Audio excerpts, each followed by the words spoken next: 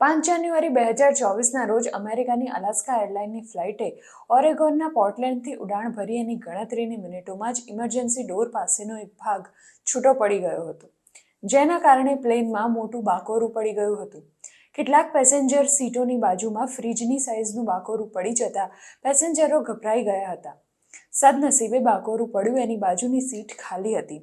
ફ્લાઇટમાં બાકોરું પડી જતાં ડિકમ્પ્રેશન થયું હતું અને ઓક્સિજન માસ્ક બહાર આવી ગયા હતા અને કેબિનનું ટેમ્પરેચર ઘટી ગયું હતું, જેથી પાયલટે ફ્લાઇટનું ઇમરજન્સી લેન્ડિંગ કરવા ફ્લાઇટને પોર્ટલેન્ડ પાછી વાળી હતી. ફ્લાઇટમાં 171 મુસાફરો અને 6 ક્રૂ મેમ્બર્સ હતા. આ દુર્ઘટનામાં 6 લોકોને સામાન્ય ઈજા થઈ છે. પ્લેન હવામાં હોય ત્યારે આ પ્રકારે બાકોરું પડી જાય તો ગંભીર સ્થિતિ પેદા થઈ શકે છે. પ્લેનમાં બાકોરું પડે ત્યારે શું થાય અને તેના ઉપાય તરીકે શું થઈ શકે? પ્લેન હવામાં હોય અને અચાનક તેમાં બાકોરું પડી જાય તો ઝડપથી ડિકમ્પ્રેશન થવા માંડે છે. ડિકમ્પ્રેશનનો અર્થ થાય છે કે કોઈ વ્યક્તિ કે વસ્તુની આસપાસ હવાનું દબાણ ઘટવા લાગે, જેના કારણે વિમાનના સ્ટ્રક્ચરને નુકસાન થવાનું જોખમ રહે છે. ઉપરાંત અંદર બેઠેલા લોકોનો જીવ પણ જોખમાઈ શકે છે. હાલમાં અલાસ્કાની ફ્લાઇટમાં બનેલી આ ઘટના આ વાતનો પુરાવો છે. એરક્રાફ્ટના એન્જિન, પંખા અને ટેલ સિવાયના મુખ્ય ભાગમાં જ્યારે બાકોરું પડે કે કોઈપણ પ્રકારે તે તૂટે તો ઝડપથી ડિકમ્પ્રેશન થવા લાગે છે, જેના કારણે કેબિન પ્રેશર ઘટી જાય છે. વિમાન આકાશમાં ઊંચે ઉડતું હોય ત્યારે હાઈ ઓલ્ટિટ્યૂડમાં પેસેન્જરો અને ક્રૂ મેમ્બર્સ માટે આરામદાયક અને સુરક્ષિત વાતાવરણ જળવાઈ રહે એ રીતે એરપ્લેનનું પ્રેશર રાખવામાં આવે છે.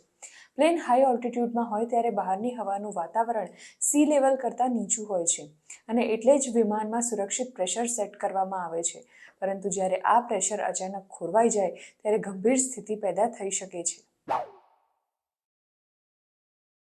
ડિકમ્પ્રેશન થાય ત્યારે પ્લેનમાં ઓક્સિજનની કમી આવી જાય છે.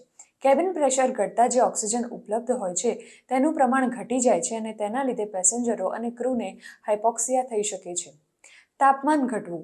કેબિનનું ટેમ્પરેચર ઘટી શકે છે કારણ કે પ્લેન ઊંચે ઉડી રહ્યું હોય ત્યારે હવા ખૂબ જ ઠંડી હોય છે. ફ્લાઇટની વસ્તુઓ બહાર ફેંકાઈ શકે. પ્રેશરમાં આવેલા એકાએક પરિવર્તનના કારણે એરક્રાફ્ટમાં રહેલી વસ્તુઓ બહાર ફેંકાઈ શકે છે. એરક્રાફ્ટના સ્ટ્રક્ચરને નુકસાન થઈ શકે છે. જ્યાંથી બાકોરું પડ્યું હોય ત્યાંની આસપાસનું પ્લેનનું સ્ટ્રક્ચર બગડી શકે છે અને તેના કારણે સ્થિતિ વધારે ખરાબ થઈ શકે છે. આજકાલના મોડર્ન વિમાનોમાં આ પ્રકારની સ્થિતિ સામે લડવા માટે પૂરતા સાધનો હોય છે, જે નીચે મુજબ છે. Oxygen mask.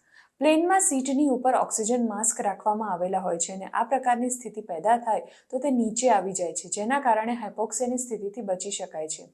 Pilot training. Decompression જેવી સ્થિતિ આવી પડે તો ત્વરિત પગલાં ભરવા માટે પાયલટને તાલીમ આપવામાં આવેલી હોય છે. તેઓ સૌથી પહેલું કામ ફ્લાઇટને નીચા ઓલ્ટિટ્યૂડ પર લઈ જવાનું કરે છે, જેથી શ્વાસ લઈ શકાય તેવી હવા મળી રહે. Structural design. આજકાલના એરક્રાફ્ટ એવી રીતે ડિઝાઇન થયેલા હોય છે કે અમુક અંશ સુધી થતું નુકસાન સહન કરી શકે છે.